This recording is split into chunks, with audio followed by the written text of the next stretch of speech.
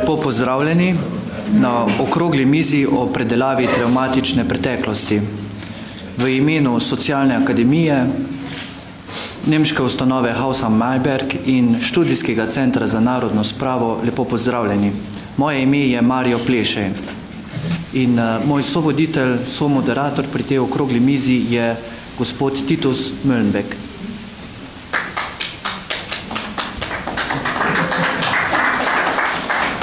Ja, vielen Dank. Und najlepša hvala.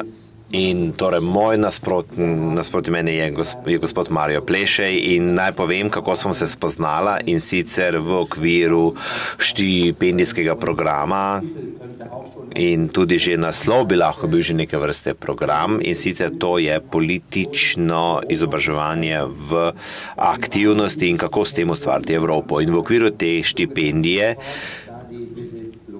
smo pripravili kratek študijski obisk v Sloveniji. To je bil pač 15 nemških multiplikatorjev je sedaj že 60 ur v Sloveniji in so v zadnjih 2-3 dneh spoznali zgodovino te čudovite majhne države, in za nas zelo nenavadno pri takem kratkem obisku je, da tudi mi pravzaprav sodelujemo na tem okrogli mizi, ki ni tako okrogla, da pravzaprav smemo sedeti ob tej okrogli mizi, ki pa ima nekaj tudi ostrih robov, in tudi tukaj smo že spoznali v nekaj teh urah to zanimivo zgodovino Slovenije, zanimivo novejšo zgodovino Slovenije, in smo smeli tudi ob tem že razpravljati, in zato nas zelo veseli, da smemo biti tukaj v gosteh in bomo rade volje se pustili presenetiti od naslednjih 2 ur.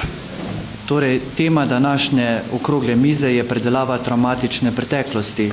Pred nekaj tedni smo se spominjali obletnice odkritja množičnega grobišča v Hudi jami in kmalu bomo se tudi spominjali 23. obletnice prvih svobodnih volitev v Sloveniji.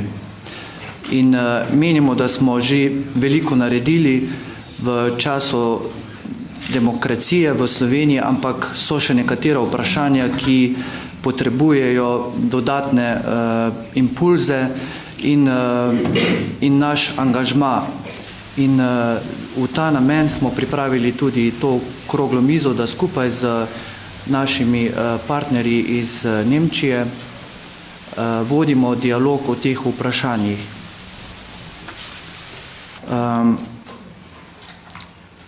Potek okrogle mize bo sledeč. Najprej bom predstavil goste, potem bodo oni predstavili svoje razmišljanje na to tematiko. Tretji del pa predstavlja diskusijo s publiko in ste tudi vi povabljeni potem, da zastavite vprašanja. Predstavljam najprej gospo doktorico Tamaro Griser Pečar, zgodovinarko, ki je s svojimi besedili, s svojimi knjigami in strokovnimi članki zelo angažirana na tem področju. Poleg mene gospod dr. Tomaž Erzar, ki na tem psihoterapevtskem področju spremlja to tematiko. In na vaši levi strani gospod Benedikt Wittmeier, ki je direktor hiše Haus am Mayberg.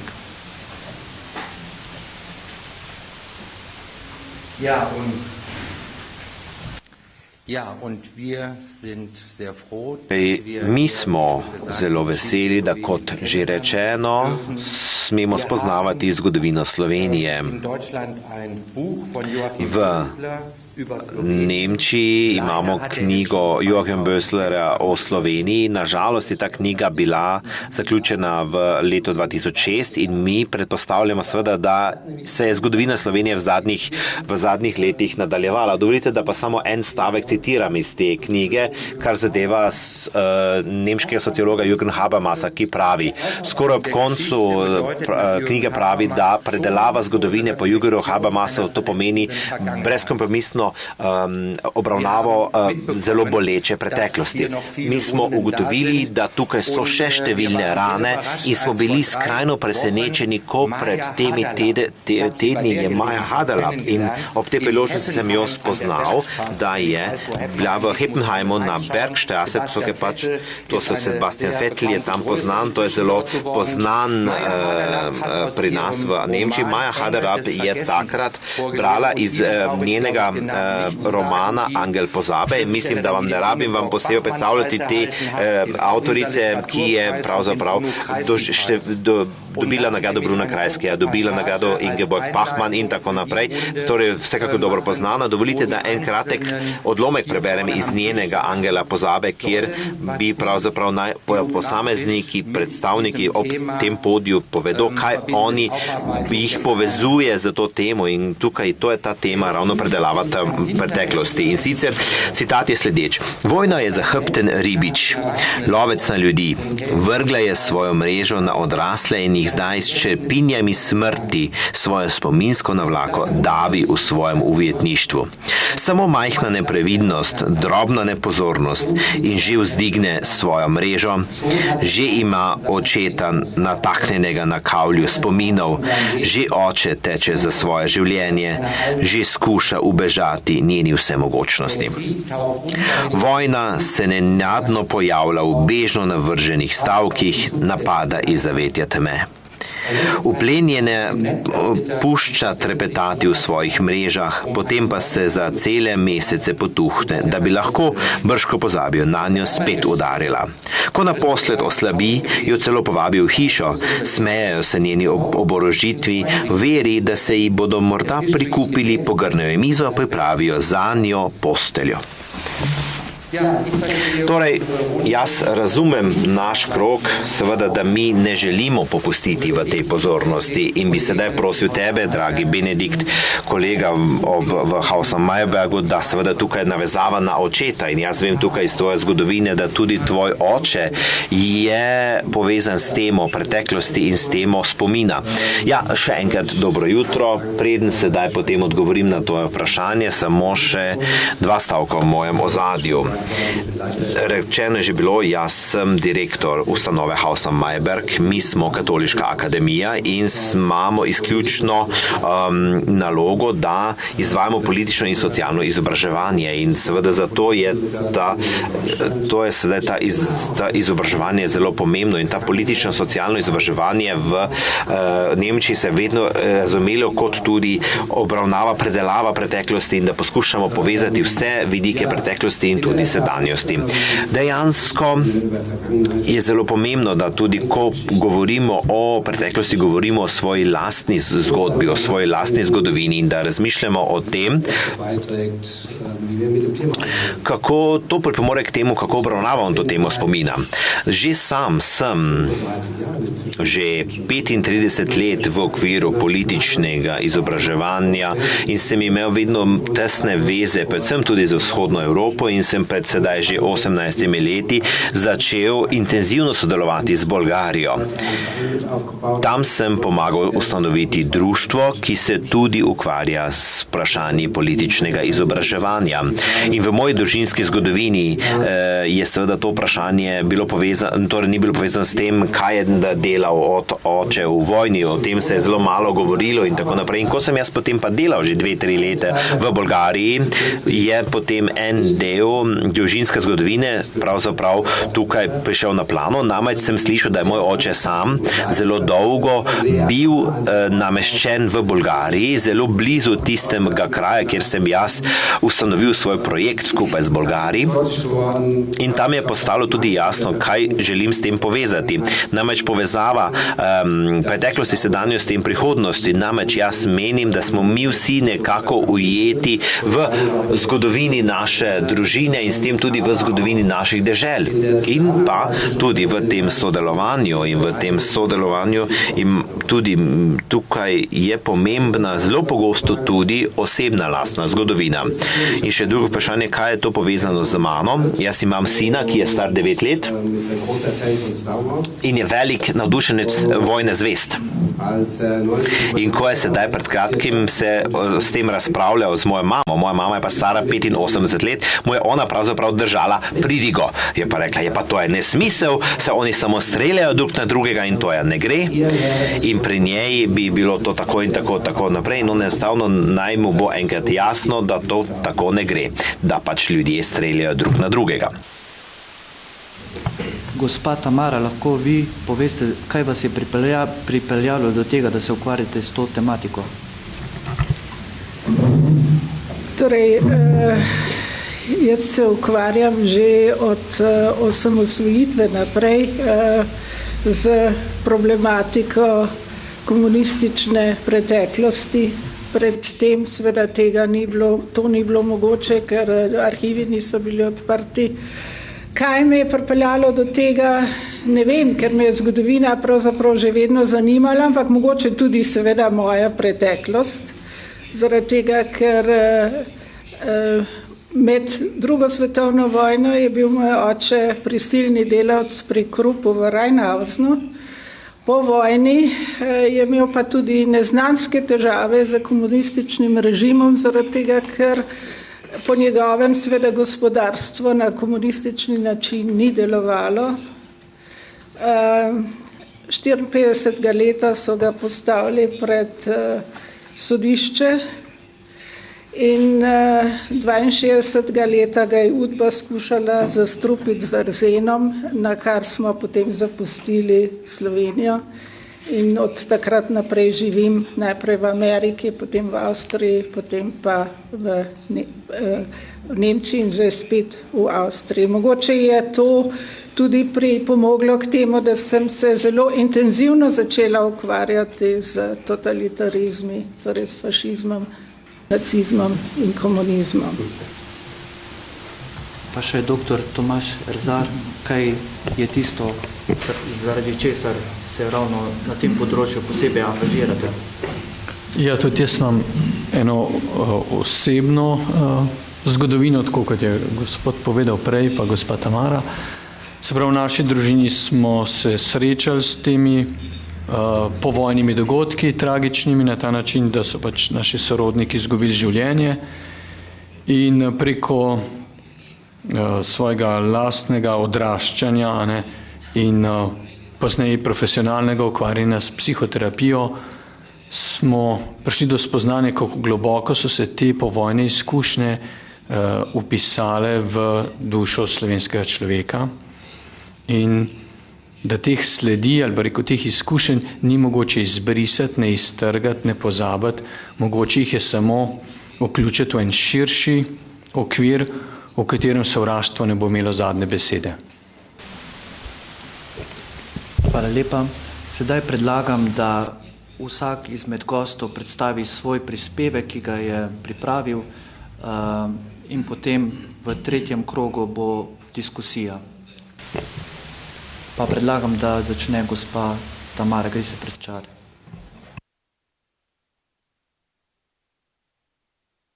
Ich möchte alle grüßen, die hier anwesend sind und die auch die Deutsch sprechen. Ich hoffe, die Übersetzung ist gut. Ich werde in Slowenisch sprechen. Slovenija je po osamosvojitvi veljala kot vzgled za celoten prostor prejšnje Jugoslavije, ker nobeni od prejšnjih jugoslovanskih republik prehod v čas po prevratu vojne ni potekal tako hitro in na videz tako neproblematično.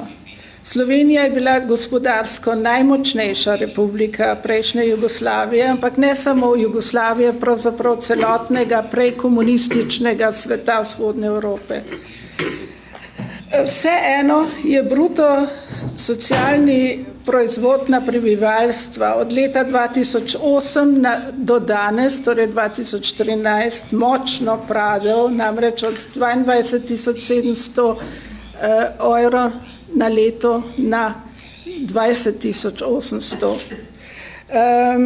Prehod iz državnega kapitalizma, nič drugega namreč komunistično gospodarstvo ni bilo, v socialno-tržno gospodarstvo se je ustavilo.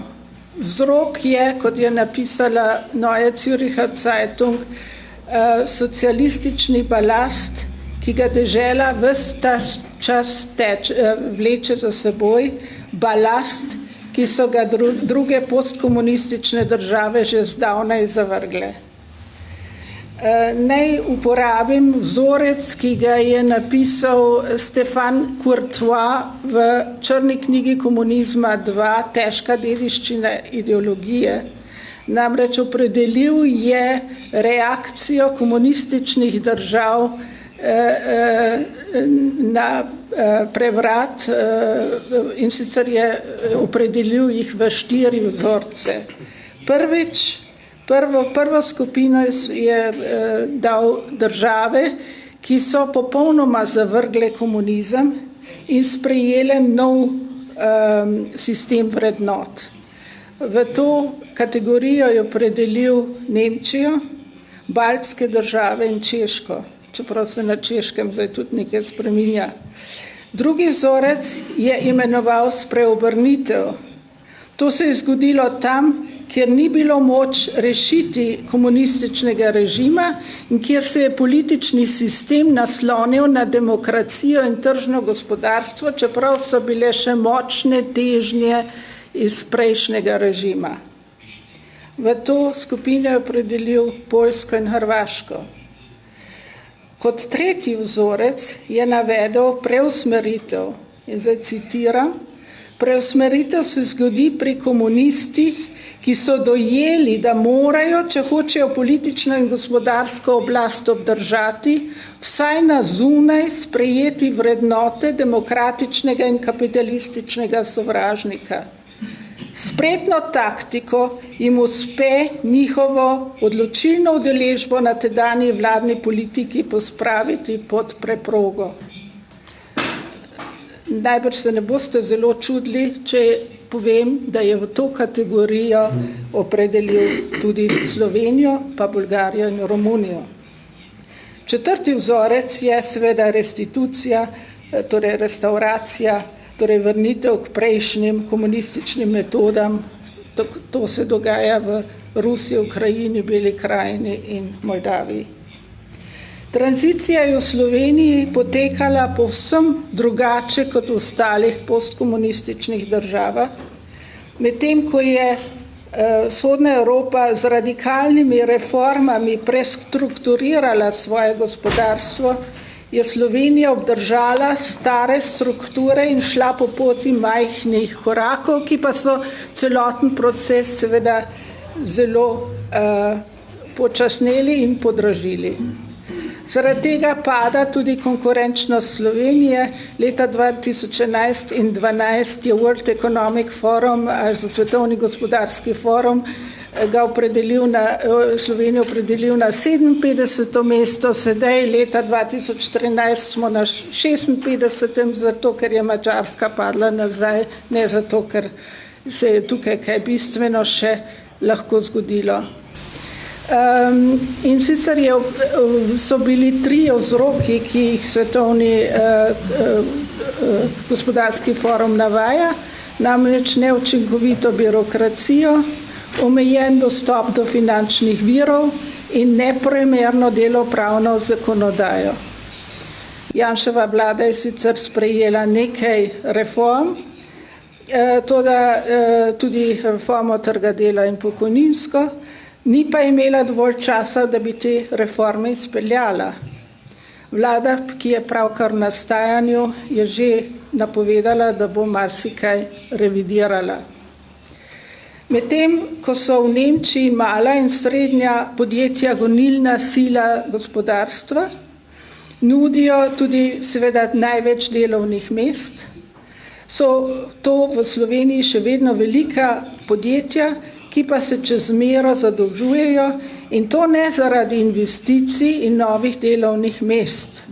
Naj citiram tudi tukaj Frankfurter Allgemeine Zeitung, Državne banke so prav rade dale slovenskim oligarhom kredite, s katerimi so ti razpršeno socialno lastništvo v svojih rokah centralizirali. Stare povezave okoli vlade, nacionalistični politiki in močni sindikati so naredili svoje, da so preprečili odprtje trga in konkurenco. Ne bom zdaj, da ne bom predolga, še o teh gospodarskih stvarih, o katerih bi morali seveda veliko več reči. Ker gospodarstvo ni samo in seveda tudi ne v prvi vrsti problem. Kot smo že ugotovili, ni bilo strukturnih reform tam. In kljub novi ustavni ureditvi, pa tudi na politični ravni ni bilo prave prelomnice med totalitarnim režimom in demokracijo. Komunistične strukture so živahno preživele, pravi korespondent Frankfurter Allgemeine Zeitung. Opozoril je na stare naveze, ki v ozadju vedno vlečejo niti in pridejo na površje tisti trenutek, ko nekdo ogroža njihove privilegije. Spomnimo se na Patrio in podobne zgodbe. V Ljubljani je bil na Hitlerjev rojstni dan na novo imenovana cesta po Titu, ki je bil odgovoren za številne zločine, ki jih je komunistična partija povzročila med in po drugi svetovni vojni. To imenovanje je Ustavno sodišče ustavilo, ker je v neskladju z načelom spoštovanja človekovega dostojanstva. Tudi odlikovanje zadnjega šefa UDBE je bilo zelo odmevno v časopisih daleč preko meja Slovenije, predvsem seveda v Avstriji, zaradi bombnega atentata v Velikovcu leta 1979. Zadnji tak signal pa je izdaja jubilejnega kovanca s podobo partizanskega komandanta Franca Rozmana Staneta in peterokratu zvezdo. Spomnila bi na to, da so komunistični simboli v nekaterih državah prepovedani, tako na Poljskem, Madžarskem, Latviji in Litviji. Slovenija je edina postkomunistična država v Evropski uniji, ki na državni ravni ni obsodila vseh totalitarizmov. Torej, poleg nacionalsocializma in fašizma tudi komunizma. Sicer je vlada pred lani na vladni ravni sprejela ta dan kot dan žrtev totalitarnih režimov, ampak parlament pa kaj takega še ni sprejel.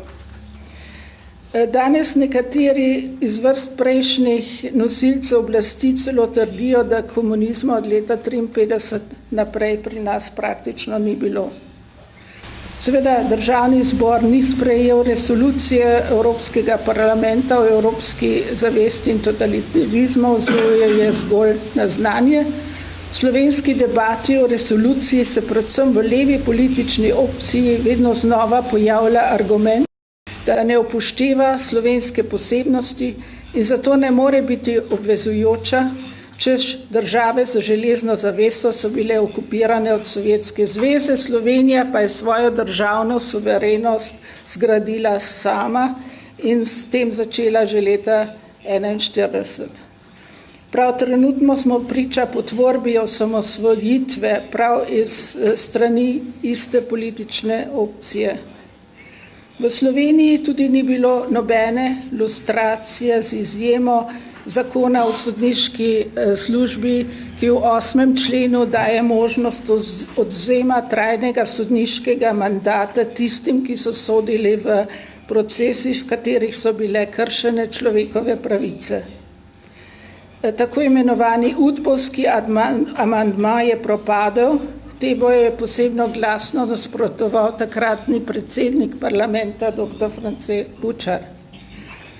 Tudi tukaj izstopa Slovenija v Evropski uniji, V Nemčiji, na primer, sodelavcem tajne policije Stasi določene javne oziroma državne službe niso bile dostopne.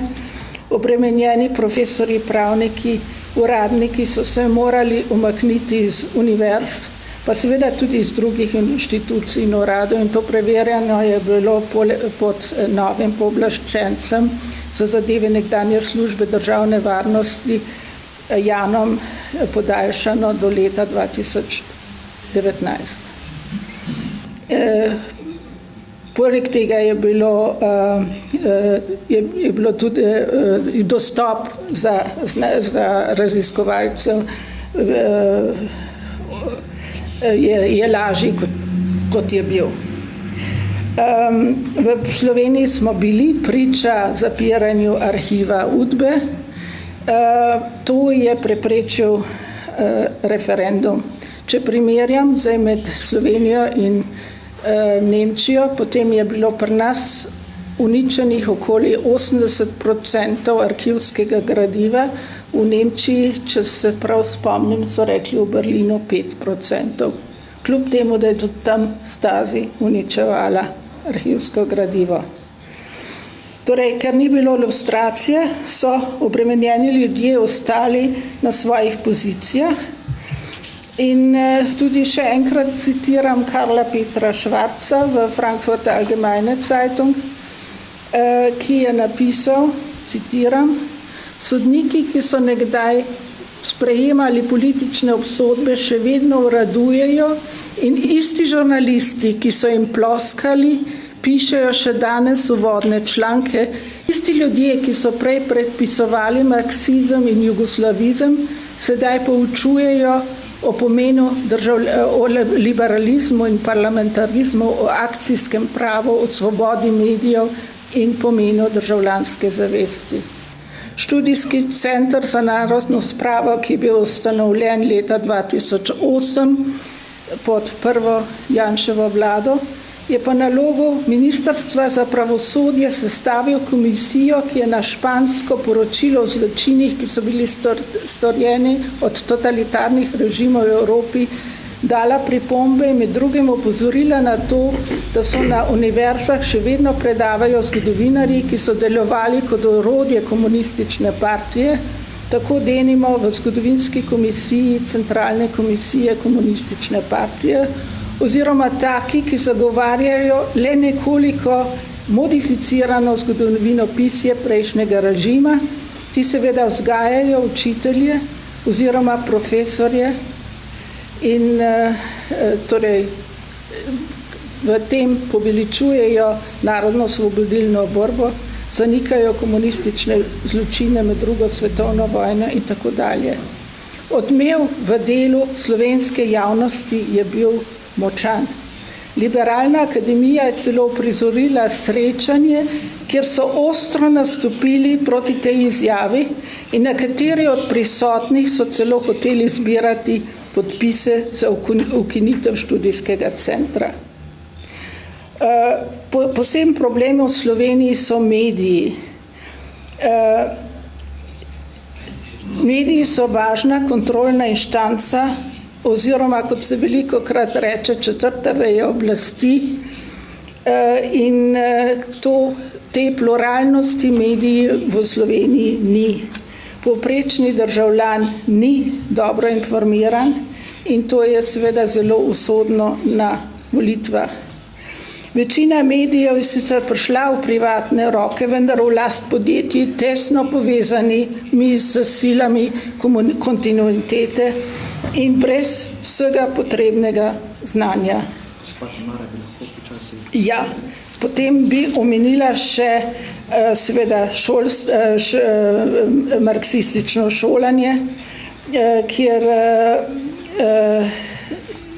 je temeljilo seveda na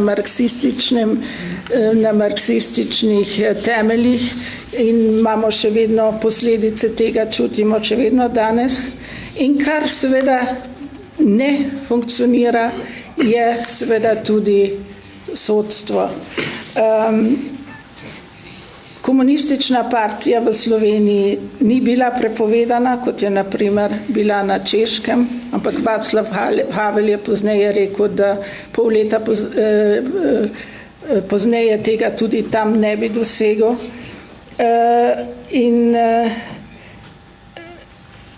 Torej, prehod med totalitarno državo in demokratično državo pri nas do danes ni uspela. Ne moremo govoriti še, da je Slovenija pravna država. Hvala lepa. Hvala vam, gospa Tamara. Gospa Tamara je verjetno bolj prikazala sedaj aktualno stanje v Sloveniji, ki so posledica tega razvoja po drugi svetovni vojni. Zdaj bi predal besedo gospodu Vidmarju Benediktu, da oriše razvoj po drugi svetovni vojni v Nemčiji in razvoj te kulture spominjanja v Nemčiji in aktualno stanje. Aussieht und wie auch die aktuelle Lage dort ist. Ja, Si znate predstavljati, da ne morem 60 ali pa še več let nemškega razvoja na tem področju tukaj predstaviti, tako da bom v bistvu začel z nekaterimi pojmi, kajti za določenimi pojmi se skriva v bistvu tudi način razmišljanja. V Nemčiji je bilo tako. V bistvu moram najprej povedati to, kar v Nemčiji danes imenujemo kulturo spominjanja. To je nekaj, kar je dolgo časa rabilo, da smo s tem začeli, in ko se je s tem začelo, je šlo predvsem za konotacijo pojma, kako se soočati z preteklostjo, predelava preteklosti. In to je bilo tudi zelo povezano s tem, kako se je predelala tudi nacionalna oziroma nacistična preteklost. Iz tega je nastala diskusija, v kateri so mnogi rekli, da v bistvu ne moreš na takšen način preteklosti predelati, tudi v psihološkem smislu ne. Temveč mi kot Nemci se bomo s tem vedno ukvarjali in soočali na različne načine. In tako se je začelo s tem, da so iz določenega časa na novo si ogledali nacionalni socializem in z vedenjem, da to seveda še ne pomeni predelava. In zato se je potem iskalo po novih pojmih in od takrat ne govorimo več o soočanju s preteklostjo, temveč dejansko o predelavi preteklosti, da na novo v bistvu obdelamo vse te zadeve tudi iz aktualne situacije. To je to, kar sem povedal, da je treba vzpostaviti povezavo med preteklostjo, sedanjostjo in prihodnostjo. O tem bom še nekaj več povedal. Torej nismo več govorili o soočanju s preteklostjo, temveč o predelavi preteklosti. In odkar vedno bolj tudi razmišljamo o mednarodnem smislu, se je tukaj pojavil nov pojem kultura spominjanja, tako da so govorili o tem, da v bistvu je tukaj potreba po spominjanju neke določene kulture, politične kulture, in ta pojem spominjanja se je v drugih oblikah tudi uporabljal v raznih diskusijah. Naprimer, govorilo se je o delu spominjanja. To je malce povezano potem za to predelavo preteklosti, potem tudi pedagogika spominjanja. Ta pojem se je pojavil, kajti tudi preteklost predstavlja tudi za pedagogiko zelo pomemben faktor. Pri nas obstaja ena knjiga znanega filozofa Theodora Altona in govori o tem, da celotna pedagogika po drugi svetovni vojni mora biti naravnana v to smer, da se Auschwitz ne more še enkrat zgoditi. In danes govorimo predvsem v kontekstu našega dela tudi o evropski kulturi spominjanja, kajti smo trdno prepričani, da spominjanje v Evropi pač ne more biti stvar nacionalne kulture, temveč mednarodne kulture. Toliko pač uvodoma z moje strani. Jaz mislim, da je zelo pomembno tudi to, kako poimenujemo stvari, o katerih se želimo pogovarjati. Na začetku sem še povedal, da je popolnoma nemogoče dati približek pogleda kulture spominjanja v Nemčiji, sedaj govorimo o zahodnji Nemčiji, ampak želel bi vam 2 ali 3 podatke predstaviti, ki sem si jih zapisal v preteklih dneh in na osnovi tega vam pokazati, da to torej tudi jaz verjamem, da smo imeli pri nas podobne diskusije, kot jih imate sedaj v Sloveniji. Bomo začeli z zelo zgodnim primerom. Eugen Kogoj, ki je bil zelo znan politični avtor po vojni, 39. do 45. leta je bil v koncentracijskem taborišču Buchenwald in Američani so ga rekrutirali, tako so to taborišče osvobodili, da naj napiše poročilo o življenju v koncentracijskem taborišču, kaj je bil relativno dolgo tudi tam. Potem je še tudi promoviral in sicer v Avstriji, kar je tudi zanimivo, kajti tukaj se prikaže ta evropski način razmišljanja, o katerem sem govoril. Bil je levo-liberalni katoliški esejist, tudi v Nemčiji izdajal časopis, Frankfurtski zvezki prevedeno, tako da s tem socialno-katoliškem kontekstu je bil zelo poznan. In on je torej napisal poročilo o taborišču Buchenwald, imenuje se Buchenwald Report, potem pa je tudi objavil knjigo, ki se imenuje SS država. Leta 1946 je že izšla ta knjiga in ta datum to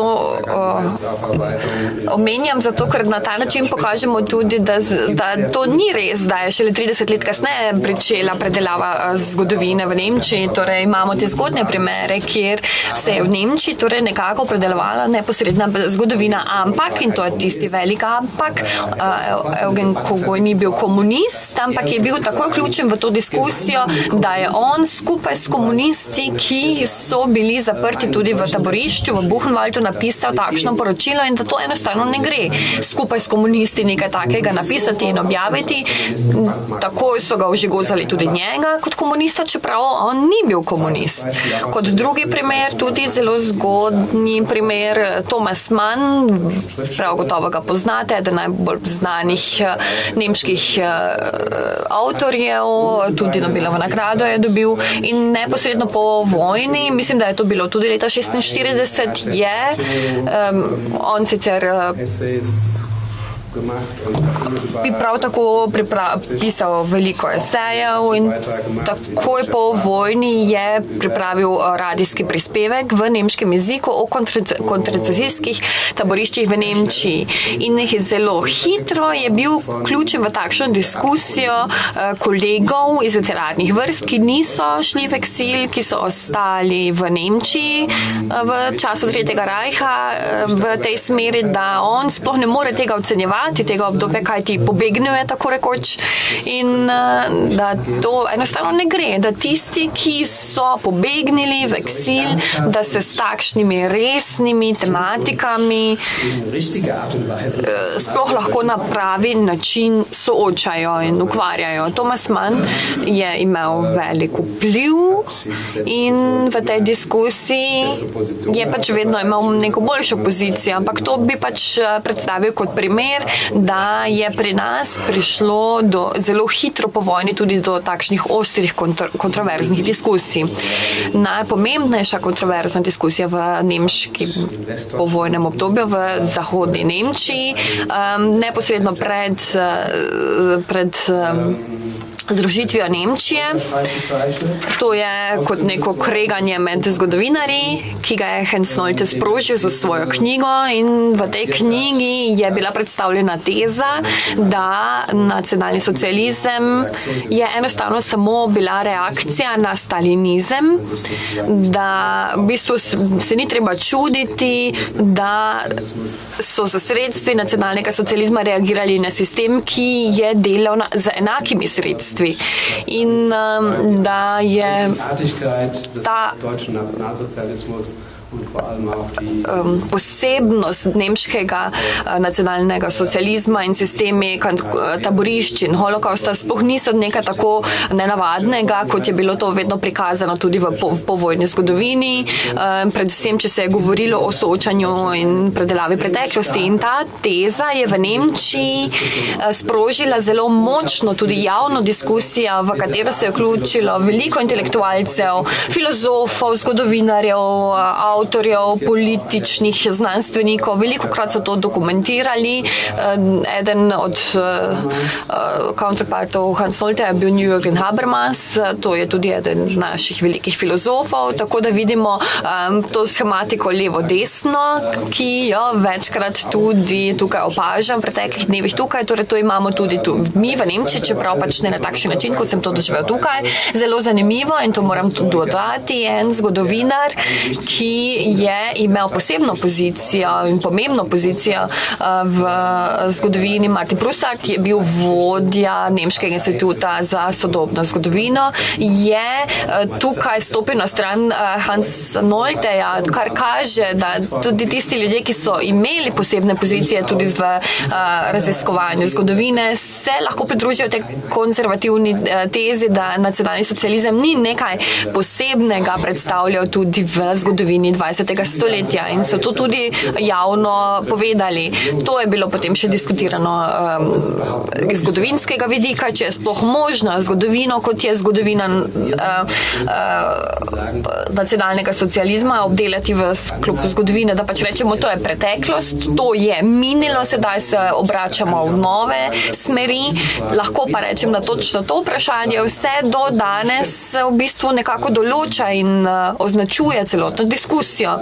Toliko o zgodovinskih zadevah, ampak želel, oziroma jaz sem vam tukaj prinesel tudi 3 stvari, da bi vam pokazal, kako aktualna in pomembna tematika je to pri nas v Nemčiji. 3 članke, časopisne članke iz preteklega tedna, iz 2 časopisov, ki sem jih čisto slučajno bral v preteklem tednu. Regionalni časopis iz Heidelberga, to je tam, kjer jaz živim, to je veliko univerzitetno mesto, in časopisni članek, ki ga bom dal tukaj tudi, da si ga lahko pogledate, govori o 23 novih ovirah v Heidelbergu, ki pač so se znašli. Torej ovire, mislim, da ste o tem že kaj slišali, to so takšne kamni, ki so kot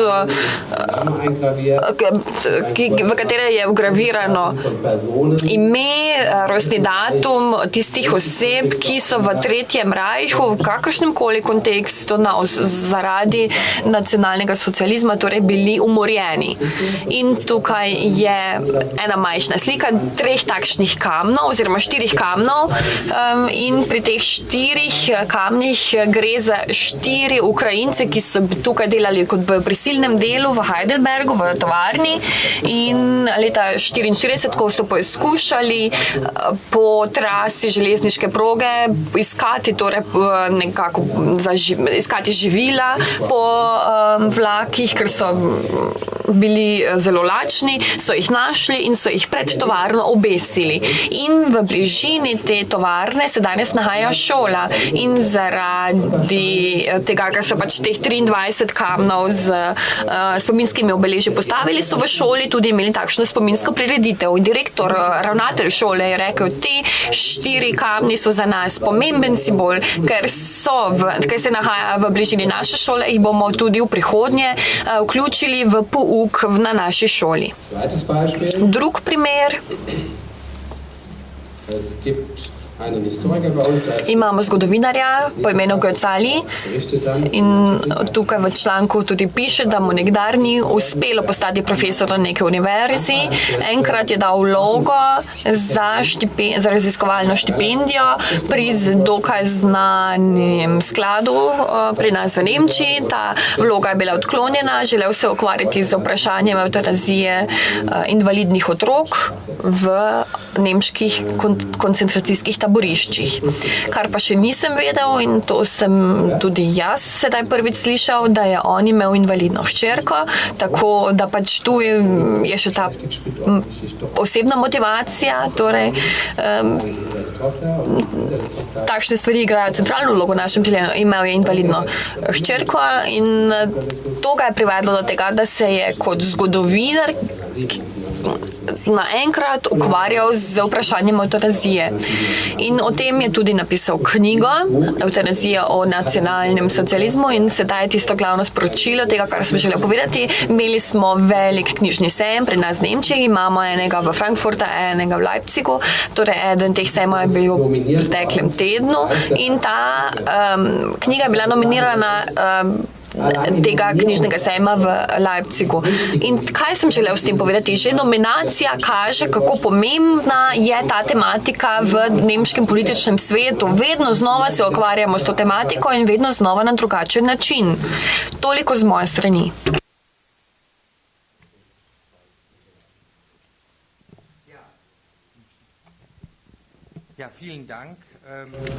Hvala lepa. Jaz mislim, da je postalo to s tem zelo jasno, da ta tematika je vedno tudi predmet obravnave vsake nove generacije. Kot nekdo, ki sem vedno vključen, bil tudi v sodelovanje z Češko v tem kontekstu, se vam želim zahvaliti, oziroma bi vam želel tudi to predstaviti, da je to pač iz terapevtskega vidika zelo pomembno, kajti terapevtski vidik je tukaj bil vedno vključen. Vedno smo imeli mlajšo, starejšo generacijo, imeli smo Nemce in Čehi, tako da bom tukaj naredil takšno povezavo s citatom, kar je bilo vedno ključ naših seminarjev. Irži Goža je namreč rekel, da vsako srečevanje se začne s tem, da spoznaš trpljenje druge strani enakovredno lastnemu trpljenju. In če se to ne zgodi, potem ni možen pogovor, prav gotovo ni možen dialog in seveda tudi ni možno soočanje. In mislim, da terapeutu tega sploh ni treba še poudariti, tako da bi bil hvaležen, če bi vi sedaj iz vašega vidika aktualno situacijo kulture spominjane v Sloveniji predstaviti tudi v evropskem kontekstu, kajti tudi na tem primeru Nemčija, Češka, mislim, da postane jasno, da ne moremo to sami rešiti, vedno se moramo nekako povezati z našimi sosedi in se videti v njihovem zrcalu, tako da se mi zdi zelo zanimivo, kaj boste vi iz tega vidika k tej tematiki povedali. Lepo zdrav vsem. Hvala tudi sogovornikom za tako lepo uvod. Zakaj psihologi in terapeuti danes govorimo tudi o drugi svetovni vojni in o vprašanju spomina? Preprosto zato, ker ta travma druge vojne, ker te krivice, ker te bolečine še niso zginile z našega repertoarja, ker ljudje se še vedno vračamo k tem dogodkom, preprosto zato, ker nas nekaj še na njih veže. Lahko naši sorodniki, lahko žalost, lahko jeza, maščevanje. In v psihologiji ugotavljamo, da vsaka nova krivica prebudi vse stare krivice. Se pravi, vsaka nova krivica, ki ni rešena, ki ni potolažena, ki ni pomirjena ali pa predelana, tako kot smo danes slišali, seveda prebudi občutek, da pravzaprav je to samo podaljšek vseh tistih krivic, ki so se nam že v preteklosti godile. In tako tudi mi, kot je gospa Tamara povedala, v Sloveniji ugotavljamo, da nismo prekinili s preteklostjo in nas to boli in je to ena krivica. Zdaj, to je en vidik, se pravi vidik žrtev, vidik tistih, ki so v drugi vojni ali pa kasneje zaradi teh režimov trpeli in zdaj iščejo pot v eno bolj svobodno življenje, osebno svobodno življenje. In danes smo tudi slišali, da politika, politični diskurs pri tem zelo slabo pomaga. Pravzaprav nič ne pomaga, ker politični diskurs se vendar ukvarja z tem, da preusmeri jezo in krivico drugam.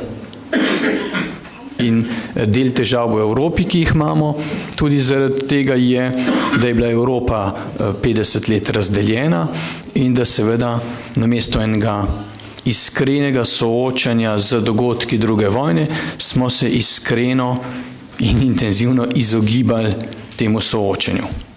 In zaradi tega seveda ta zaostanek ta 50-letni zaostanek pri predelavi teh dogodkov. Tisto, kar je za Slovenijo mogoče značilno, je eno ustrajno upanje, da bodo se rabili, se pravi storilci, skesali in da nam, žrtvam ali pa tisti drugi strani, ni treba nič narediti. Mi lahko samo s prstom kažemo, mi smo lahko jezni, mi smo lahko užaljeni, ampak s tem smo tako rekoč naredili vse. Zgodovina, ali pa rekel spremljanje evropske predelave druge vojne kaže, da od rabljev ali pa storilcev seveda ne moramo ničesar pričakovati. In da je število tistih, ki so uspeli v drugi vojni napisati kaj izjemno iskrenega in sočutnega, zelo majhno. To ni množičen projekt, mogoče 10 ljudi, 15 ljudi, ki so napisali v drugi vojni, zlasti o taboriščih, o holokaustu, o teh bolj grozljivih dogodkih, ki so napisali tako iskreno zgodbo, da se vsi v njih lahko prepoznamo, teh ljudi je zelo malo. In mislim, da Slovenija še potrebuje še več teh pričevanj, ki seveda ne bodo prišle z komunistične in partizanske strani in če jih ne bo, seveda jih bomo mogli napisati sami. In v tem pogledu mislim, da je to delo nikoli ne bo dokončano, se pravi delo iskrenega ubesedenja ali pa iskrenega izpovedovanja, trpljenja, osebnega trpljenja.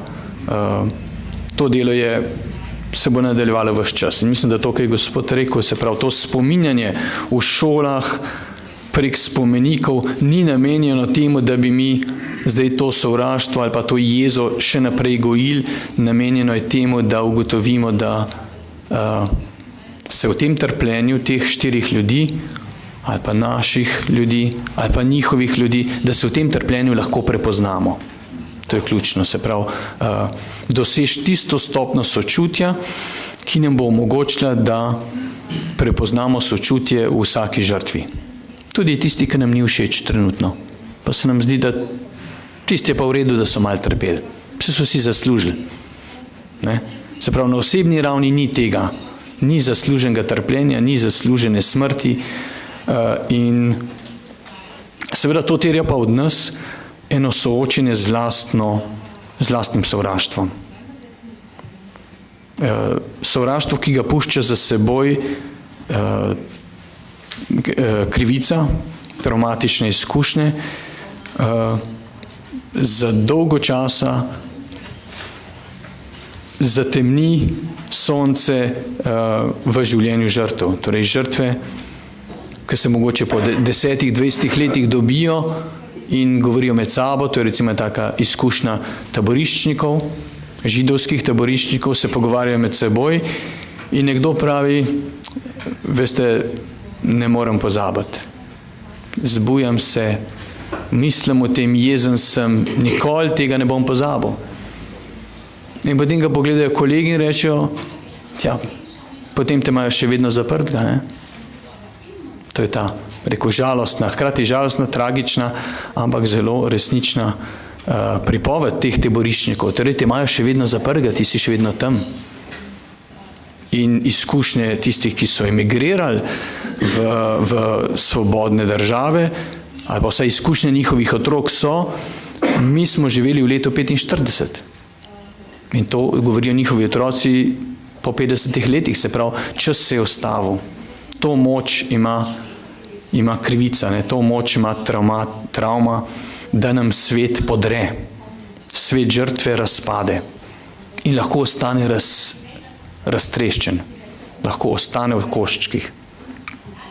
Zdaj pot, kako ponovno sestaviti svet iz fragmentov iz drobcev tega starega sveta, ki ga ni več, je dolga.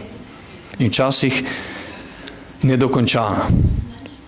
To so se sprašvali številni filozofi, tudi politiki, teologi, kako govoriti o Bogu, kako govoriti o veri, kako govoriti o svobodi, o človekovem dostojanstvu po Auschwitzu.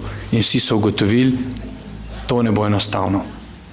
To ni stvar ne politike, ne pravičnosti, to je stvar odpuščanja. Odpuščanja, ki je zasidrano v osebni veri, v novih izkušnjah, v izkušnji tega, da dobrota tudi v Auschwitzu ni umrla. In zato potrebujemo te iskrene izpovedi, ker te iskrene izpovedi niso izpovedi herojev, ampak tistih, ki so lahko rekli, tako kot recimo naš pisatelj Boris Pahor, ki je rekel, on je bil v taborišču, tam na francosko-nemški meji, in je rekel, še zdaj mi je hudo in ne morem si tega odpustiti, da smo jedli kruh tistih, za katere smo vedeli, da bodo tisti dan umrli. Jaz sem preživel zato, ker sem jedel kruh tistih bolnih sotrpinov in še danes mi je zaradi tega hudo. Jaz nisem noben heroj, jaz sem strahopetec. Ampak to je iskrena zgodba. In ta zgodba nas lahko popelje v en drug svet. Se pravi, kjer zlo in še tako huda lakota ne more uničiti, lahko uniči tvoje telo, ne more pa uničiti tvoje sposobnosti, obžalovanja in tvoje iskrenosti. Se pravi, to pa je močnejše od zla. Takih zgodb mislim, da veliko potrebujemo in da nam bodo omogočile, da pustimo za sabo te travme druge vojne. Hvala. Hvala vsem trem gostom za te prispevke. Bi sedaj odprl diskusijo in mogoče zastavil prvo vprašanje vsem trem gostom. Sam doživljam to travmatično preteklost, ki se po mojem mnenju še vedno odraža dan danes, v tem, da vsaka stran v Sloveniji nekako goji svojo kulturo spomina in da smo na ta način razdvojeni v naši skupnosti. Kje vidite vi temelj nekega skupnega spomina, ki bi nas združeval in ki bi s to kulturo, ki bi združevala slovensko skupnost?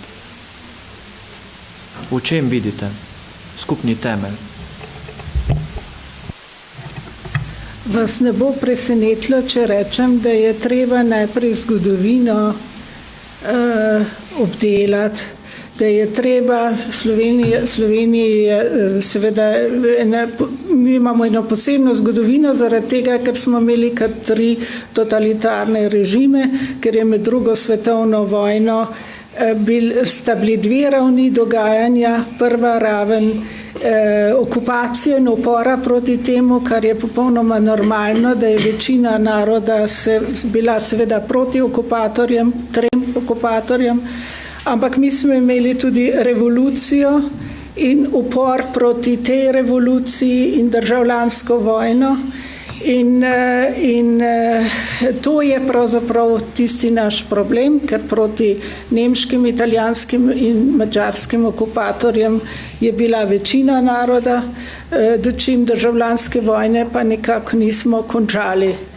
In mislim, da je prva naloga, da sploh pridemo do kakršnekoli pomeritev ta, da zgodovino obdelamo in da vzamemo dejstva na znanje. In to se pri nas še ni zgodilo. Mi imamo več kot 600 registriranih morišč na Slovenskem, katerem leži več kot 100.000 ljudi, od tega 15.000 Slovencev.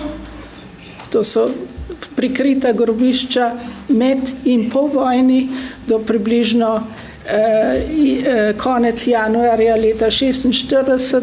Samo po vojni je 15.000 žrtev. In toliko časa, ko ne bomo mi pripravljeni priznati dejstva, toliko časa seveda tudi ne bo pomiritve. Teharji so ali niso, Auschwitz je ali ne, to je isto, kot če rečem 1 in 1 je 2. Interpretacij zgodovine je veliko, ampak dejstva je treba vzeti na znanje.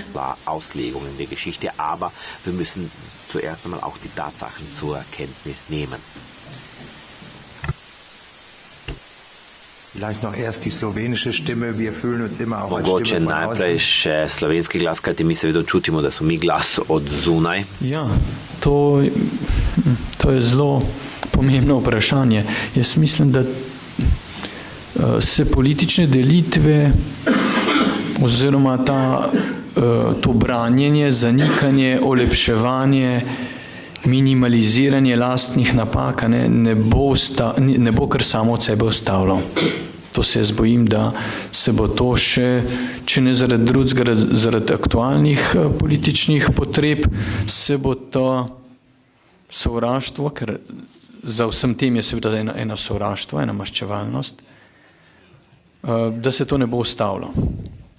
In z terapevtskega vidika, ali bi rekel, pa tudi z enega tacega mogoče duhovnega vidika, bo to držo premagala, gotovo, da politika ali pa pravo, pa zgodovina morajo opraviti svoje delo, kar zadeva, kot je gospa Tamara rekla, se pravi resnico, dejstva in tudi pravico. Zdaj, a bomo to dosegli, je drugo vprašanje, ampak to je naloga določenih struktur v družbi. Naloga posameznika, mogoče naloga cerkve, mogoče naloga tudi poražene strani, bi pa lahko bila drugačna. V tem smislu, kar sem prej nakazal, se pravi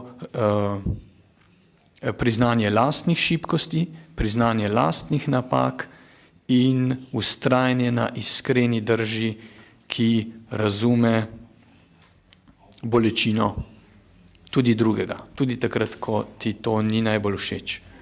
Mislim, da tu bomo hitreje dosegli eno enotnost, če mogoče ne bomo v pravu, sodstvu, zgodovini, politiki, ampak na tej ravni, da je bila druga vojna eno hud čas vse splošnega izdajstva, prelomljenega zaupanja, vse splošnega kolaboriranja, kjer se je vsak ali pa večina ljudi zelo borila za preživetje, za svoje neposredne interese in da v tem niso bili ne vem kako herojski, tam pa mislim, da se bomo lahko srečali.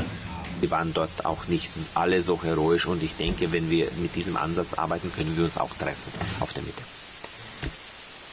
Sie geben gute Stichworte, Zelo dobre istočnice, torej pač priznavanje in tako torej kar zadeva tudi našo tudi službo. Seveda mi je težko podati neke nasvete, kako naj vi obravnavate zgodovino v Sloveniji. Jaz sem sedaj v Sloveniji 3 dni in se sedaj izključno ukvarjamo s to temo in vam lahko k temu podam pomirjujoče sporočilo, čeprav vas mogoče to sporočilo ne bo pomirilo. Moj vtis je namreč sledeč.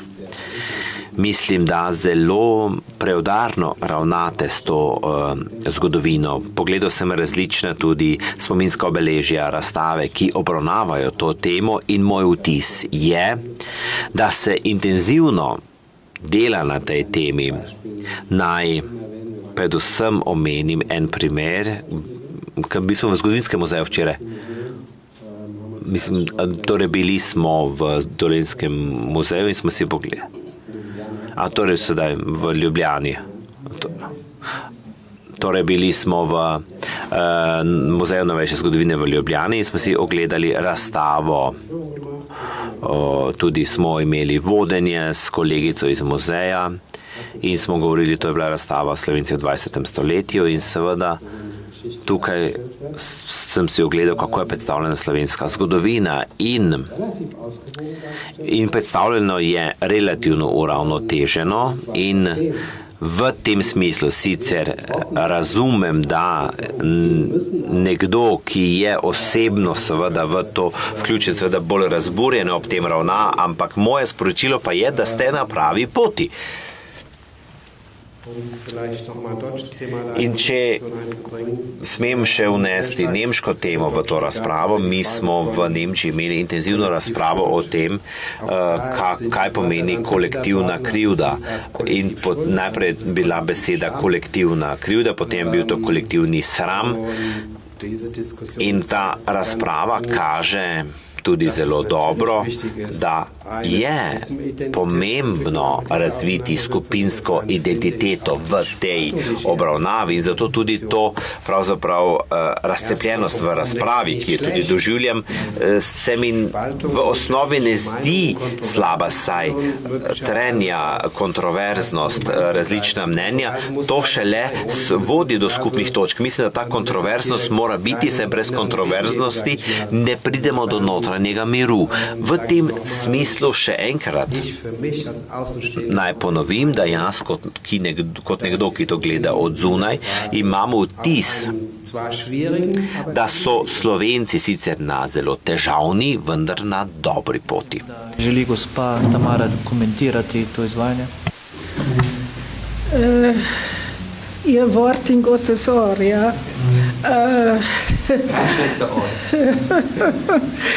Torej, vi prihajate iz države, kjer je svobodna menjava mnenj brez nadaljnje mogoča. Vi seveda v tem kratkem času niste mogli videti naših težav. Tukaj, kjer se obravnava zgodovine, omejuje, kjer se le more, kjer se dela vse na tem, da kosti ne pridejo na površje, kjer se delajo težave na univerzah. Jaz sem imela velike težave v Mariboru, da sem sploh lahko začela predavati, pa to je samo en primer, kjer časopisi seveda kjer vlada enoumje, kjer so časopisi zdaj grejo spet v opozicijo, zdaj so bili kolektivno v opoziciji. Veste, es gibt keine Gleichheit der Kräfte und der Möglichkeiten. Hvala lepa. Bi sedaj odprl za vprašanje, možnost za vprašanje, vaše vprašanje, ki jih lahko zastavite gostom. Bi naredili en sklop več vprašanj, ki jih potem lahko, na ta vprašanja potem lahko gosti odgovorijo. Kaj menite o taboriščih in o predelavi zgodovine, o dogodkih, ki so se dogajali v taboriščih? Kako se v Nemčiji spominjajo svojih skritih nasprotnikov nacističnega režima? Obstaja kakšen spomenik ali spominsko obeležje o tem, kje in kako je mogoče najti izhod iz sedanjega stanja v Sloveniji in kako zdravniki, psihoterapeuti pristopajo k zdravljenju bolečin, ki izhajajo iz teh travm polpretekle zgodovine? Ja, mogoče ne bom mogel na vse odgovoriti, bom jaz začel s zadnjim, pa bodo pa kolegi še dopolnili. No, ena pomembna, to je pomembno dejstvo, ki ga je gospa omenila, je, da čas ne zdravi ran. Mi smo mislili, da jih. Lepo bi bilo, če bi jih, marsikakšno rano čas prekrije, potisnejo v stran, ampak psihičnih ran, teh globokih bolečin, tega, da nam je svet razpadel, da ne živimo več v varnih, iskrenih, zaupnih odnosih, tega pa čas ne pozdrav. In zato seveda otroci, ki se rodijo travmiranim staršem, ne živijo v varnem svetu. Za njih je svet nepredvidljiv, tujcem ne smeš zaupati, vrata moraš dvakrat zakleniti, in ni važno, živiš na Švedskem, v Ameriki ali v Sloveniji, ne zaupaj nikomor, zanes se nase in tako ni mogoče dobro živeti.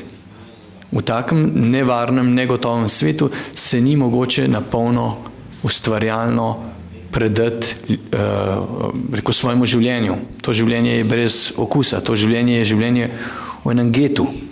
In seveda so ti ljudje stalno potem jezni, napeti, pod stresom in imajo dosti slabšo tudi sposobnost soočanja z aktualnimi izzivi, ampak jih vidijo bolj ali manj, doživijo vsako stvar kot obnovitev starih težav. To, kar je gospa Tamara tako živo predstavlja, zato nas vsaka malenkost danes mogoče bolj boli, kot je gospod rekel, mi, ko vas gledamo iz Nemčije, na pravi poti ste. Če vprašate nas, bomo mi rekli, na nobeni poti smo, v slepi ulici smo, v hudi jami smo, nismo še ven prišli, ni nobene luči. Tako da to moramo razumeti, da nas te drobnarije, tudi politične, bolj prizadenejo, bolj potrejo, kolikor bi bilo mogoče treba. To je tudi treba vedeti.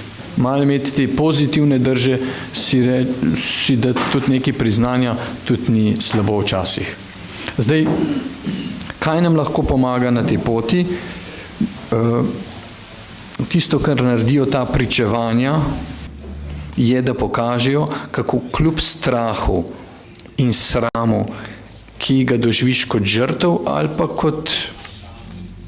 pa posredno, se pravi neki globoki osramočenosti, neki globoki ustrahovanosti, lahko zaživiš polno življenje, lahko zadihaš in tega mislim, da se Evropa še vedno uči.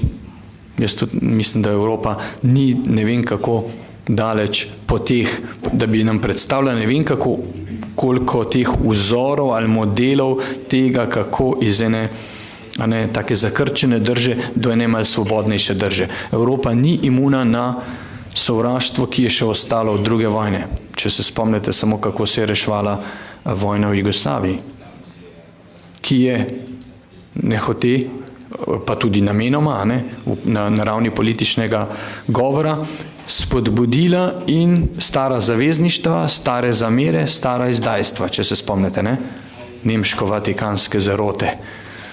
Kako dolg časa je to krožilo, preden se je potem Evropa odločila, da je tega zadost, da ljudje na Kosovom trpijo in je tega zadost. In danes smo pred istim izzivom, ali bomo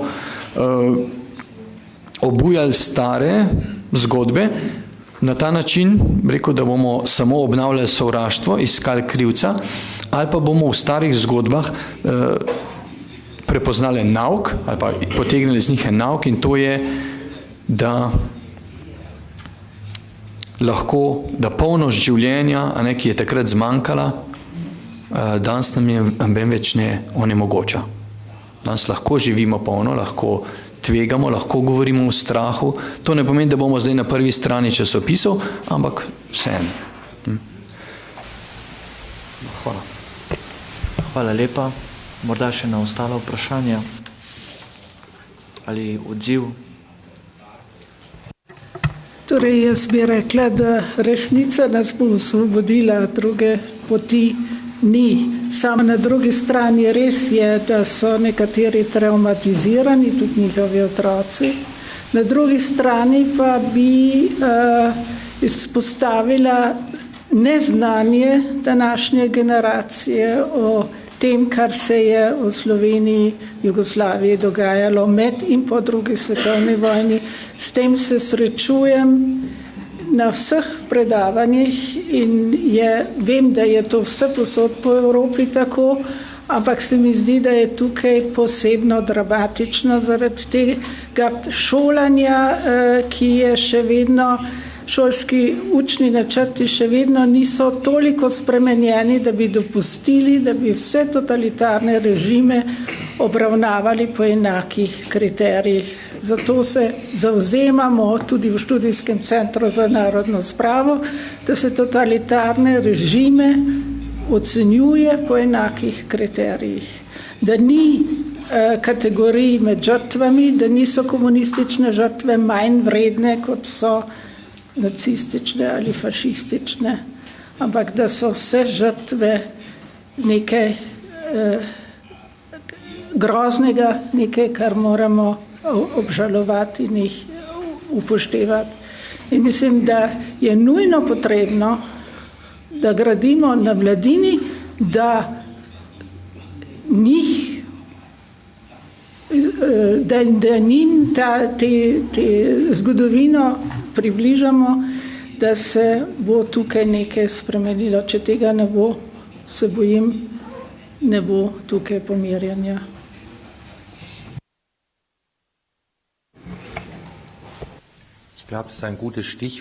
Mislim, da je to tudi dobra istočnica, kjer lahko tudi mi povemo nekaj iz prakse.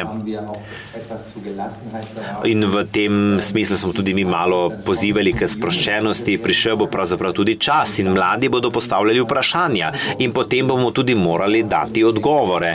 In tukaj mislim, da lahko mi iz prakse veliko dobro povemo. Da ne bo prišlo do nesporazuma, bi rad odgovoril na to. Jaz razumem, da ste v bistvu prizadeti od vsega tega, ampak tudi artikulacija takšne prizadetosti je tudi del tega, kar jaz razumem oziroma sem omenil pod dobro pot, da pač to spada zraven, da se to artikulira. To ni samo po sebi umevno in to velja tudi za gospo, ki se je javila med publiko. To mi je jasno, da s tem je velikokrat povezana kakšna težka pot in bolečina, ampak še enkrat povem, vi ste del tega, kako se soočati s tem, ne kako to predelati. Jaz sem že prej pomenil, da je soočanje v bistvu tista boljša beseda tukaj, kajti moramo se s tem soočati. In kot drugo bi povedal, in to se navezuje na to, kar sem povedal že prej, da zgodovina se nikdar ne konča. Tudi v Nemčiji imamo aktualno še dve zadevi, o kateri bi želel nakratko poročati tukaj. Kot eno, mi se trenutno oddaljujemo od teh velikih simbolično obremenjenih taborišč do teh majhnih taborišč, naprimer Auschwitz ali pa Dachau. To niso tisti kraji, kamor želimo naše mlade pripeljati, temveč v lastno regijo vodi trenutno naša pot. Naprimer v naši regiji, nedaleč od naše hiše, imamo izobraževalno ustanovo tudi in tam je blizu majhno taborišče iz začetkov nacionalnega socializma in to tudi ni daleč od naše hiše pred nami. Pred parimi dnevi so tudi v bližini takšno taborišče odprli, kamor so prišli tudi komunisti in socialisti, tudi iz zgodnjih časov nacionalnega socializma. Kaj želim povedati? Da je tako večplastna ta zadeva in tako tudi vključena v vsakodnevno življenje ljudi in to je tudi zelo pomembno, da moramo začeti to zgodovino iz vsakodnevnega življenja ljudi povezati. Naprimer tisti kamni, kako je to povezano z mano, jaz kot šolar v Heidelbergu, kako lahko vidim te kraje, te točke in da lahko to razumem, kakšno povezavo ima to z mano kot prebivalcem Heidelberga. In tukaj pride ta velik korak spremembe med samimi generacijami in še nekaj, kar v bistvu bo v Evropi vseh se tikalo. Vprašanje družbe migrantov. Moja mama je 85 let stara, moj sin je 9 let star in mu ona lahko še pripoveduje avtentično, ampak to je še tista zadnja možnost. Nima mlajših otrok, ampak vsi tisti, ki se zdaj v tem letu rodijo, tisti otroci ne bodo imeli več možnosti preko družinske zgodovine se o tem učiti. Zato imamo ta veliki izziv, vsaj mi v Nemčiji, ampak jaz mislim, da to velja za vse Evropejce, kajti veliko smo govorili o zgodovini po letu 45 in da moramo v očesu obdržati, da se generacije spreminjajo, da se pedagogika, tudi izvenšolsko izobraževanje v bistvu vse nahaja pred velikimi izzivi. In moram tukaj povedati, da tukaj s tem povezano tudi vprašanje evropeizacije in evropske pedagogike, zelo pomemben pristop, mednarodna srečevanja mladih lahko privedejo do tega, da svojo lastno zgodovino lahko pogledaš iz drugega vidika. In jaz mislim, da to bi bilo še zanimivo tudi za slovenski izobraževalni sistem in za slovensko slovenske šole, da izkoristijo vse priložnosti in Slovenija je članica Evropske unije, tako da Slovenija lahko izkoristi vse priložnosti za to, da pogled tudi opre navzven, kako se drugje soočajo s to tematiko, da stopi stik z drugimi ljudmi in da mladim in pa šolarjem ponudi to priložnost.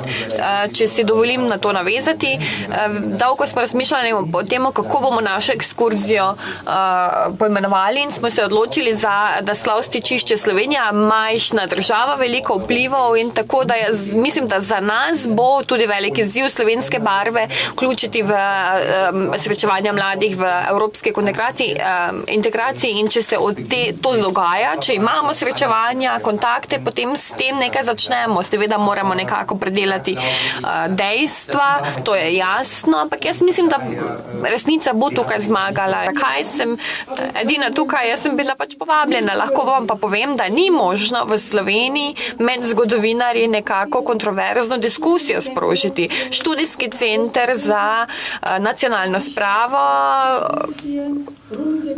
organizira simpozije, okrogle mize, diskusije o zgodovinskih zapisih. Vedno povabimo tudi vse strani. Verjetno boste presenečeni, ljudje, ki od tukaj prihajajo, verjetno niso presenečeni, da ti enostavno ne pridajo, da to pri nas ni možno. Zelo bi bila za to mene, sploh ne moti neko drugo mnenje, ampak to ni možno, ni izvedljivo o teh zadevah objektivno tudi govoriti. Ali pa vsaj z neko toleranco o tem govoriti.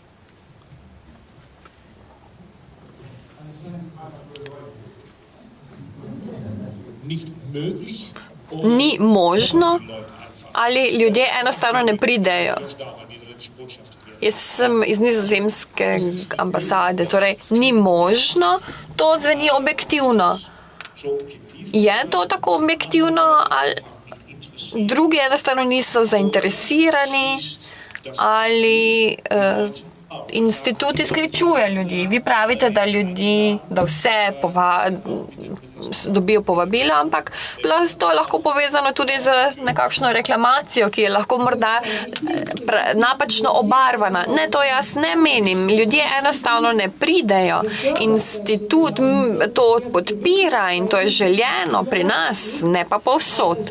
Ampak enostavno ne pridejo in zato pravim, da ni možno, kaj ti ljudje, torej ne moreš nikogar prisiliti, tako daleč smo demokratski, da ne more nas nihče priti s pištolo po nas in nas nekam odpeljati, ampak ljudje enostavno ne pridejo in se ne soočajo s to diskusijo.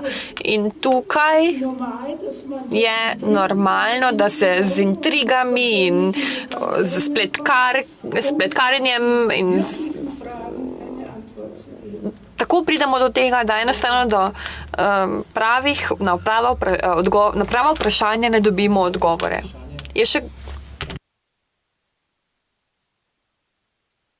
Mogoče bi dodal tudi pojasnilo, da tudi organizatorji te okrogle mize smo povabili publiko k sodelovanju, ampak da na strani gostov morda res ni sedaj še nekdo iz recimo druge strani, ki bi to zgodovinopisje predstavljal, ampak včeraj smo recimo v okviru obiska Dolenjskega muzeja doživeli zanimivo izkušnjo, ko smo si ogledali razstavo v Dolenjskem muzeju, ki je bila napravljena leta 1981 in prikazuje partizanski odpor na Dolenjskem in so razstavljavci oziroma kustosi pred ogledom razstave posebej opozorili, da ta razstava ne odraža celotne zgodovine in da delajo na tem, da bi razstavo modernizirali. Se mi je zdelo dobro, da so na to opozorili. In potem je prišlo tudi do...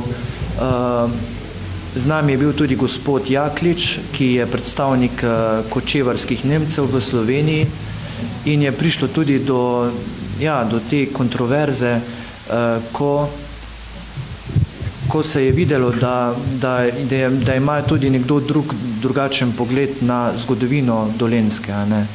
In recimo en izmed glavnih elementov nemške politične oziroma državljanske vzgoje je ta, da se stvari, ki se v družbi kontroverzno razpravljajo, tudi tako predstavijo ljudem in da imajo potem ti možnost o tem izoblikovati svoje mnenje.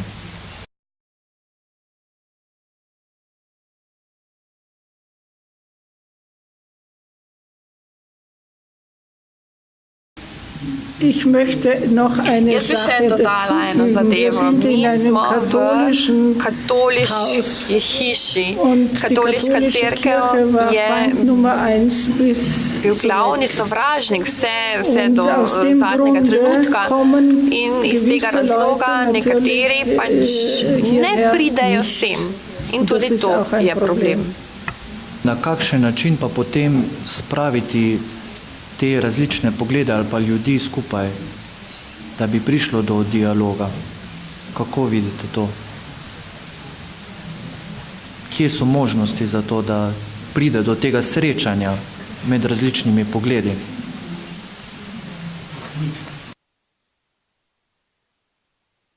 Morda še eno vprašanje za vas, kot psiholog, morda je še pa skrita stran slovenske duše, ki je mi še ne poznamo in bi jo mogli razumeti, zakaj trenutno pač pravim, kaj ti lahko se vse spremeni, torej trenutno se pa pač še ne dogaja in upanje umre zadnja, ampak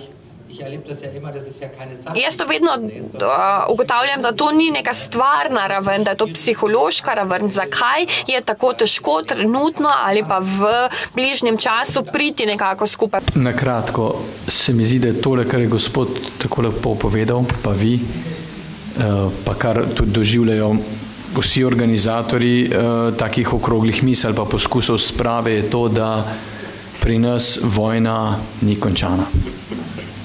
Mi to vemo, vojna ni končana, vsak simpozij, vsaka priložnost je spopad, je bitka, ker si treba braniti in nikoli priznati ničesar, ker to je poraz. In jasno, zaradi tega take okrogle mize so in je dobro, jaz mislim, da je dobro, da se ne ukvarjamo s tem, ker bi se tudi mi mogli začeti braniti, vsi bi se potem branili.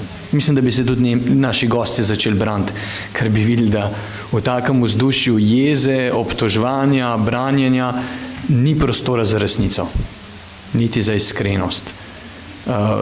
Tole je strašen primer enega strokovnega časopisa, ki je uporabljen za širjenje enega sovraštva, ene jeze, ki sploh ne vemo, odkot prihaja. Nima nobenih korenin. Ta človek ne govori o sebi, govori o drugih ljudeh. 1000 let nazaj, 5000 let nazaj, ni važno. Jaz sem vedno lahko jezen. Jaz sem vedno žrtev, jaz sem vedno jezen. To je tisto, kar smo prej govorili. Žrtev je lahko vedno upravičena. In tisto, kar mi pogrešamo, je to, da bi storilci, ker ta žrtev je zdaj postala storilc, to se razumemo, da bi ta storilc znal prideti nazaj do ene iskrenosti in povedati, kaj pa njega resnično boli v zvezi z Bogom, cerkvijo, kakšne izkušnje ima, kdaj je doživel strah.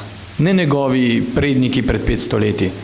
Zato je ta dialog onemogočen. S takim nastopom gotovo je dialog neomogočen in se podaljšuje stanje razrednega boja ali pa državljanske vojne ali pa tega stalnega spopada, ki ima seveda zelo konkretne finančne, materialne posledice. Se pravi, če mi vas dober danes na tej okrogli mizi potolčemo,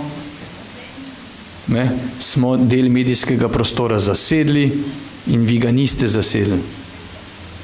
Tukaj ta boj se čute, ta boj je stalen. Še kdo od vaju želi? Also, ich fühle mich Jaz sem rojen leta 1958 spada k temu, kar v Nemčiji imenujemo generacijo 68. leta. V 70. letih sem pač prišel na nemške univerze in ta razprava me nekako spominja na razprave, ki smo jih imeli v tem kontekstu v Nemčiji na univerzah, kajti podobno je to izgledalo. To pač neka situacija brez besed je bila med političnimi tabori in sploh ni bilo nekih stičišč, na katerih bi se lahko srečevali in na katerih bi se lahko sporazumevali. In iz tega vidika bi rekel, poznam takšen način soočanja, niti me ne začudi preveč, nisem pa čisto razumel, kakšno je sporočilo te katoliške cerkve. Jaz delam v instituciji katoliške cerkve in takšne besede pri nas so čisto običajne. Ljudje, ki ne pripadajo katoliški cerkvi, se soočajo z katoliško cerkvijo. Tako da, če bi tukaj pač rekel, da enostavno se mi to ne zdi tako šokantno. Tukaj so zapisane zadeve, o katerih je treba razpravljati, diskutirati. Moram še enkrat reči, razumem to visoko stopnjo prizadetosti in jo zelo dobro razumem, ampak če sem že sedaj rekel, da sem tudi jaz pač delam na katoliški cerkvi, tudi jaz sem bil velikokrat v situaciji, ko sem se jaz, tako rekoč kot zastopnik cerkve, moral braniti za pozicijo katoliške cerkve ali pa za stvari, ki jih je cerkev naredila. In moj čisto enostavni odgovor v takšnih diskusijah je vedno ta: pod streho, ostrešjem cerkve je veliko ljudi, vsak človek stoji najprej zase, veliko skupin je tudi in cerkev je takšno pluralno združenje. Jaz vem, da to ni odgovor na očitno zelo emocionalno diskusijo, ki se jo v zvezi s tem vodi, ampak morda pa je to del enega odgovora. Cerkev je, kot rečeno, pluralna organizacija in cerkev ne moremo dati pod nek kolektivni sum kakršnikoli državi, katerikoli državi. V cerkvi imamo vedno takšne in druge ljudi. In cerkev ne stoji, uradna institucija cerkev ne zastopa tukaj vsakega človeka. In jaz, kot človek, ki delam v cerkvi, tudi tukaj so razlike med ljudmi.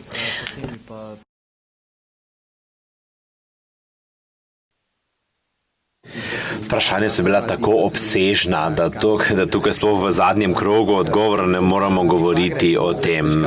Vprašanje načelnosti, torej pač nasilje kot neka človeška stalnica, to seveda ni vprašanje, ki bi zadevalo zgolj Slovenijo, ampak v Nemčiji je vprašanje po nasilju vsekako sredi vprašanje, kako je sploh recimo še Auschwitz bil mogoč in obstaja cele knjižnice, ki se s tem ukvarjajo in tukaj ne moramo v dveh stavkih odgovoriti, odkot prihaja nasilje človeštva.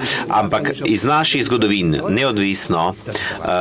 neodvisno od narodov, vemo, da je nasilje očitno stalnica v zgodovini in tudi na psihološki ravni se tudi potrebno s tem ukvarjati in potrebno je tukaj narediti veliko dela še in sedaj izhodišče je, da pač ne želim spraviti to seveda ob vsem spoštovanju do kontroverznega položaja. Izhodišče, da ne želiš imeti sprave, to izhodišče ni dobro. Izhodišče mora biti, da pač delamo v smeri k spravi in lahko bi vam povedal več 100 primerov iz mojega dela.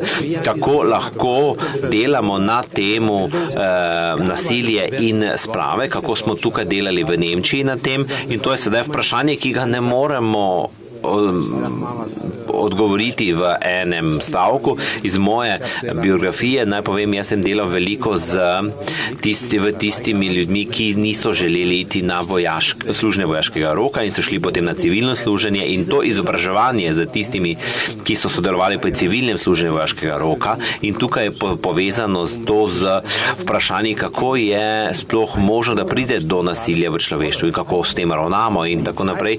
Čas mora delati. delati na tem in številni ljudje morajo delati na tem in tudi iz različnih vidikov in pogledov, da pa na nasprotni strani pravzaprav pravimo, da ona ni pripravljena se meni približati. To je kar najslabša izhodiščna pozicija za kakršnokoli delo in obravnavo te teme. In še enkrat naj povem, imam polno razumevanje za čustveno napetost razprave, vendar pa iz mojega zunanjega pogleda izhajajoč je tukaj ta čustvenost razprave ni ustvarjena za to, da bi ustvarili procese, ki so potrebni.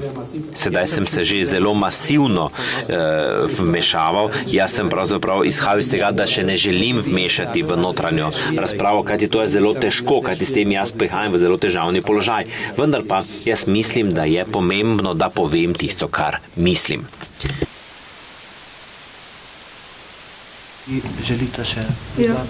Torej, mi se ukvarjamo, zgodovinarji se ukvarjamo z zgodovino tudi zaradi tega, ker upamo, da se take stvari ne bodo več ponovile. Ne? Če ne bi imeli tega upanja, da bo naše delo imelo kakšne pozitivne rezultate, potem bi človek lahko obupal. Ne? Ampak zanimivo je pa vseeno, tudi če gledam, ker sem tudi bila v evropskih simpozijih in tudi pri vas sem zdaj nekako malo pogrešam obravnavo komunističnega strani. Vi ste se ukvarjali v glavnem z obravnavo druge svetovne vojne in tukaj moji otroci so hodili v nemške šole, ker sem živela desetletja v Nemčiji. Moram reči, da so se veliko več učili o tem, kot je to mogoče v Sloveniji. Pa jaz to zelo podpiram, ker se mi zdi to zelo potrebno. Ampak treba je, po mojem mnenju, vse totalitarne režime na enak način obravnavati in reči, to je nekaj, kar se moramo opredeliti proti temu.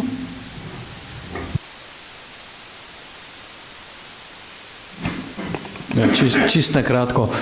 Gotovo, da ta situacija v Sloveniji zbuja še vedno, ali pa še, ne, in še bo en čas, zbujala veliko slabe vole, veliko jeze in veliko občutka krivice tudi na tej, rečemo, cerkveni strani. Gotovo, da bo.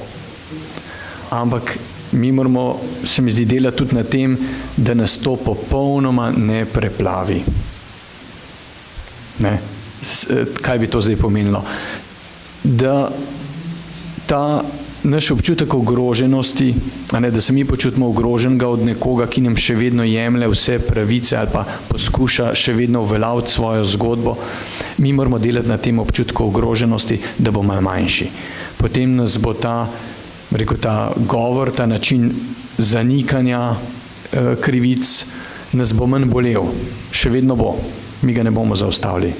To ni v naši moči. Nobena evropska država po tej plati ni uspela. Pa tudi, če je imela zakon o prepovedi zanikanja holokausta, ne? Tako rekoč, da so tiste, ki zanikajo, lahko še danes preganjajo.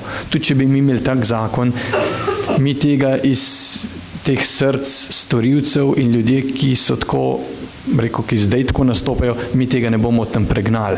Moramo pa zelo, se mi zdi, biti pozorni na to, da ta sovraštvo preženemo iz svojih src, oziroma da mu ne damo toliko prostora.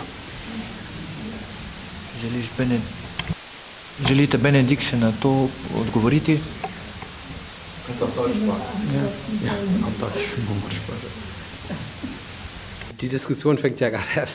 Ja, razprava se sedaj šele začne. Jaz sem želel povedati nekaj o tem obravnavi k komunizmu. Jaz namreč spadam k komunizmu. Jaz sem rojen leta 1958 in mi smo v našem šolskem sistemu in v našem odraščanju smo se bolj ukvarjali z antikomunizmom kot pa z antinacizmom. To je bilo v povojni zgodovini Zahodne Nemčije, je bila to dominantna tema. Torej pač da smo se antitotalitarno mi razmejili od vzhoda in ob tem sem se veliko naučil. Torej, moji otroci so rojeni 78 in 79 in jaz tega ne morem tako potrditi. Jaz sem že takrat hodil v šolo. Ne? Zahvalil bi se ob koncu te okrogle mize našim gostom in tudi vam, da ste prišli, zastavili vprašanja in komentirali. Po mojem osebnem mnenju je en od glavnih elementov nove kulture ali pa prenovljene kulture spominjanja na to, da je ta utemeljena na zdravljenju ran, ki so jih povzročili totalitarizmi osebno pri ljudeh, pa tudi skupnosti, kot narodni skupnosti. In da spoštujemo človekovo dostojanstvo vseh, tudi tistih žrtev, ki so morda obtoženi izdajstva. In za zaključek bi ob tem rad prebral odlomek iz Antigone in sicer v tisti del, ko Kreon, tisti, ki je izdal oblast v Tebah, da je prepovedano pokopavati izdajalce, in sooči Antigono z vprašanjem, čemu je pokopala izdajalca svojega brata, in Antigona odgovori takole. Saj ni bil Zeus, ki dal je tak razglas. Pravičnost, ki z bogovi biva v Hadu, ni takšnih usilila ljudem zakonov. Vem, da razglas minljivega človeka nima moči, da omaje neomajne in nenapisane bogov zakone. Njih zakon ni od danes, ne od včeraj. Na vek velja, nihče ne ve od kdaj. Kako bi mogla v strahu pred človekom kršiti ga, da s tem si Božjo kazen nakopljem? Da zapisana sem smrti, sem vedela že brez razglasov tvojih. Če prej umrem, si štejem le v dobiček. Kdor kakor jaz živi v tegobah samih, temu prinese smrt le čiček. Če mi odmeriš smrt, me ne boli. Bolelo bi me le, če bi pustila, da truplo bratovo nepokopano trohni. Nič drugega me ne boli. Če se ti zdi norost, kar jaz počenjam, je, kot bi norec mi norost očital. Hvala lepa, da ste prišli in nasvidenje. Ja. Auch in meinem Namen noch mal vielen Dank. Še enkrat tudi v mojem imenu najlepša hvala. Dovolite, da še enkrat v vsem našem imenu se najlepša hvala zahvalim tebi, Mario, ki si vse to naredil, in tudi si bom dovolil v židovsko-krščanski tradiciji Nemčije in da dam dva citata. Eno je Nelly Sachs, ki je rekla, vse se začne s hrepenenjem, in mi želimo slovenski družbi, da najde hrepenenje, da pride skupaj. In druga pa je Martina Bubarja, ki je 22 let v Heppenheimu v našem mestu, ki poskušamo delati politično socialno izobraževanje, bil v nosilstvu cerkve, 22 let žive v Heppenheimu, in en je pravzaprav v eni zgodbi odgovarja na vprašanje, kako dolgo še bo pri nas noč.